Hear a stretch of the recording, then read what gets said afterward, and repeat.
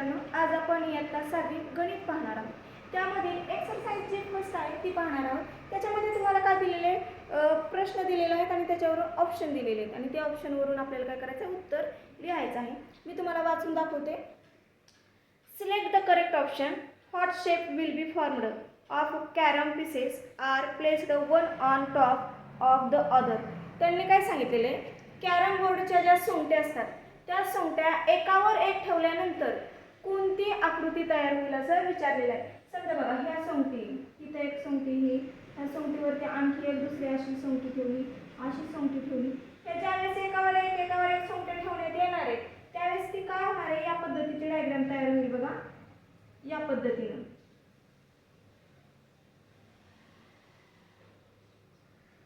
वृत्तचित्र आकाराची काय होणार आहे, डायग्राम तयार होणार आहे. एकावरती एक ठेवल्यानंतर कशी डायग्राम तयार होणार आहे, तर वृत्तचित्र आकाराची डायग्राम तयार होणार आहे, सिलेंडर टाइप तयार होणार आहे. त्यामुळे पहिल्या प्रश्नाचं उत्तर जे आहे ते बी सिलेंडर आहे. नंतर सेकंड जो प्रश्न दिलेला आहे, by which two similar shapes is hourglass formed. आता जो वाळूचं जे घड्याळ आहे, त्या वाळूच्या आकाराचं जे घड्याळ आहे ते कोणत्या शेपचं आहे. तुमच्या पुस्तकामध्ये डायग्राम पण दिलेली आहे. यामध्ये बघा,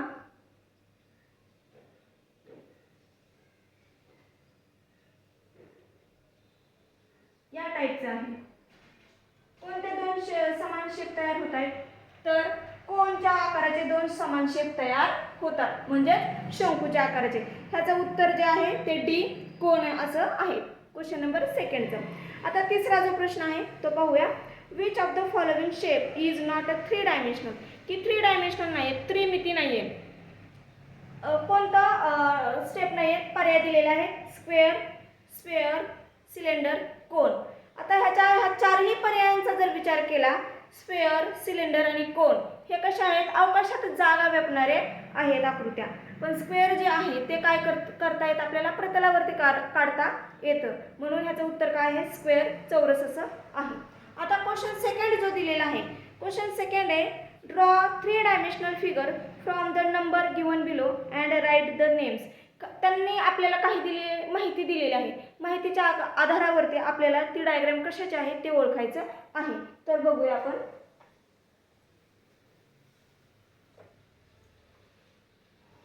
याच्यामध्ये पहिला जे दिलेला आहे, देर आर 5 फेसेस, म्हणजे किती, 5 पृष्ठे आहेत, 5 व्हर्टायसेस, 5 शिरोबिंदू आहेत, अँड 8 एजेस, आणि 8 कडा आहेत. 1 face is a square and the remaining face are triangular. एक फेस जे आहे ते कसं आहे, स्क्वेअर शेपचं आहे आणि बाकीचे जे आहेत ते ट्रायंग्युलर आहेत. बघा, एक फेस कसं येणार आहे, एक फेस त्यांनी दिलेला आहे स्क्वेअर टाइप. मी शिरोबिंदू घेते अगोदर. शिरोबिंदू त्यांनी किती दिलेले आहेत, 5 व्हर्टायसेस, म्हणजे 5 शिरोबिंदू दिले. या पद्धतीने मी इथं शिरोबिंदू घेते आणि वरच्या बाजूला एक घेते. मग आता हे 5 व्हर्टायसेस झाले आणि नंतर 5 फेसेस. 5 फेसेस म्हटल्यानंतर खालचा एक फेस येणार आहे, बरोबर आहे. नंतर ह्याला वरचे फेसेस जोडले जाणार आहेत या पद्धतीने.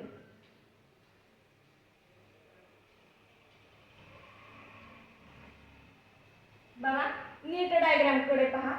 खालचा एक फेस आला, नंतर हे त्रिकोणी किती फेसेस सांगितलेले आहेत त्यांनी, बाकीचे जे आहेत ते ट्रायंग्युलर फेसेस आहेत असं त्यांनी सांगितले. खालचा एक फेस आला रेक्टँग्युलर शेप मध्ये आणि बाकीचे त्यांनी काय सांगितले, ट्रायंग्युलर शेप मध्ये आहेत. म्हणजे एकूण किती फेसेस आहेत, खालचा एक, हा पूर्ण 2, हा इकडचा पूर्ण 3, हा इकडचा 4 आणि पाठीमागचा एक 5, म्हणजे एकूण किती, 5 फेसेस. त्यांनी जसं सांगितलेलं आहे त्याप्रमाणे काय झालेले आपण डायग्राम तयार केलेले आहे, काढलेले आहे. मग हे काय येणार आहे, तर रेक्टँग्युलर पिरॅमिड येणार आहे. कोणती डायग्राम आहे ही, रेक्टँग्युलर पिरॅमिड. रेक्टँग्युलर पिरॅमिड,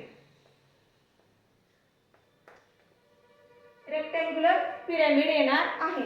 पहिली जी डायग्राम आहे ती क्वेश्चन सेकंड मधलं बरं का. क्वेश्चन सेकंड मधली पहिली जी डायग्राम येणार आहे ती कशाची येणार आहे, रेक्टँग्युलर पिरॅमिडची येणार आहे. आणि दुसरी जी डायग्राम दिलेली आहे, दुसरी डायग्राम मी इरेज करते. दुसरी माहिती काय दिलेली आहे, माहितीच्या आधारे डायग्राम काढायची आहे. One face is curved. एक फेस काय आहे, कर्वड आहे. It has no vertices and no edges. त्याला कडाही नाही आहेत आणि व्हर्टायसेस म्हणजे शिरोबिंदू पण नाही. म्हणून असं काय येणार आहे, तर स्क्वेअर येणार आहे. स्क्वेअरला कडा पण नसतात. तुम्ही फुटबॉल पाहिलेला असेलच ना, फुटबॉल स्क्वेअरला काय असतं, कडा पण नसतात आणि कुठल्याच पण शिरोबिंदू देखील नसतो. तर त्याला कोणती ती डायग्राम कोणती येते, तर स्क्वेअरची येते. स्क्वेअर स्क्वेअर येणार आहे. सेकंड डायग्राम जी आहे ती काय येणार आहे, स्क्वेअरची येणार आहे. आता थर्ड डायग्राम पाहूया आपण काय येते. दुसरी जी आहे ती मी इरेज करून टाकते. तिसरी बघूया. There are 6 faces. किती आहेत, 6 पृष्ठ आहेत. 12 एजेस. 12 क्या काय आहेत, तर कडा आहेत. अँड 8 व्हर्टायसेस आणि किती 8 शिरोबिंदू आहेत. आता मी डायग्राम काढून दाखवते तुम्हाला. थर्ड आहे, त्यांनी काय सांगितलेले, 8 व्हर्टायसेस, 8 शिरोबिंदू सांगितलेले आहेत.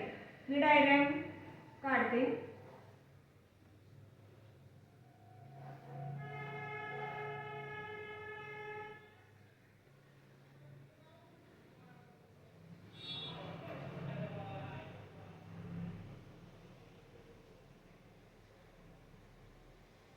हा डायग्राम कडे ज्यावेळेस तुम्ही पाहाल त्यावेळेस तुमच्या लक्षात येईल की 8 व्हर्टायसेस बघा, 1 2 3 4 5 6 7 8 काय झाले, व्हर्टायसेस आलेले आहेत आपले दिलेल्या माहितीप्रमाणे. आणि नंतर 6 फेसेस म्हणजे 6 पृष्ठ.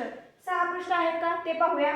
हा 1, इकडचा 2, हा इकडचा 3, पाठीमागचा 1 4, खालचा 5 आणि वरचा 6 म्हणजे 6 पृष्ठ पण आहे.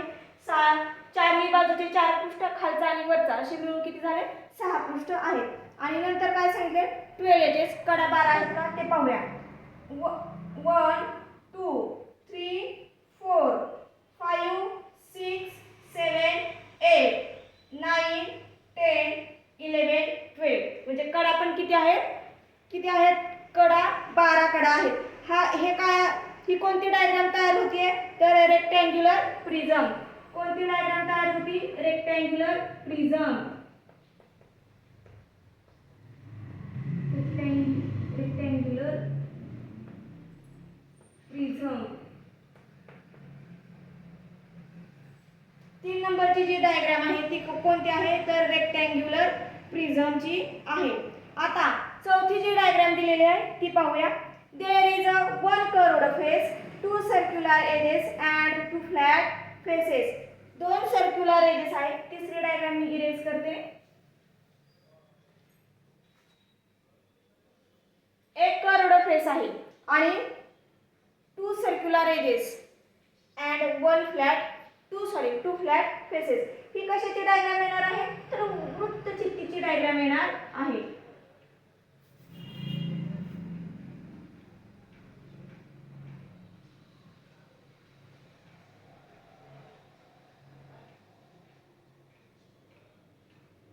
हे बघा, हा एक जो भाग आहे, हा पूर्ण जो भाग येतोय हा काय, कर्वड फेस सरफेस येतो. नंतर त्यांनी काय सांगितलंय, 2 सर्क्युलर एजेस. वरची एक सर्क्युलर एज आहे, खालची पण एक काय सर्क्युलर एजेस आहे. म्हणजे 2 सर्क्युलर एजेस झाले. आणि 2 फ्लॅट फेसेस. खालचा पण एक सपाट भाग येतो ना, सर्क्युलर फ्लॅट सरफेस येते आणि वरचा पण येतोय. म्हणजे दिलेल्या माहितीनुसार ती डायग्राम कशाची येत आहे, तर ती सिलेंडरची डायग्राम येते. याला काय म्हणतात, वृत्तचित्ती मराठीमध्ये, आणि इंग्लिशमध्ये काय म्हणतात, सिलेंडर असं म्हटलं जातं. जी चौथी डायग्राम आहे, चौथी डायग्राम कशाची येते, तर सिलेंडरची येते. आता ह्या व्हिडिओमध्ये आपण एवढंच पाहणार आहोत. उर्वरित जो भाग आहे तो पुढील व्हिडिओमध्ये पाहणार आहोत. पण त्याच्या अगोदर एक मी सुविचार सांगते. सुविचार बघा, कष्टाशिवाय फळ नाही, अभ्यासाशिवाय प्रगती नाही. कोणतीही गोष्ट जर आपल्याला मिळवायची जर असेल तर आपल्याला कष्टच घ्यावं लागतं. जर आपण कष्ट नाही घेतलं तर आपल्याला ती गोष्ट मिळणार आहे का, नाही मिळणार. तसंच अभ्यासाचं सुद्धा आहे. अभ्यास जर आपण नाही केला तर आपल्या जीवनात प्रगती पण होणार नाही. त्यामुळे दररोजचा अभ्यास हा दररोजच करा. धन्यवाद.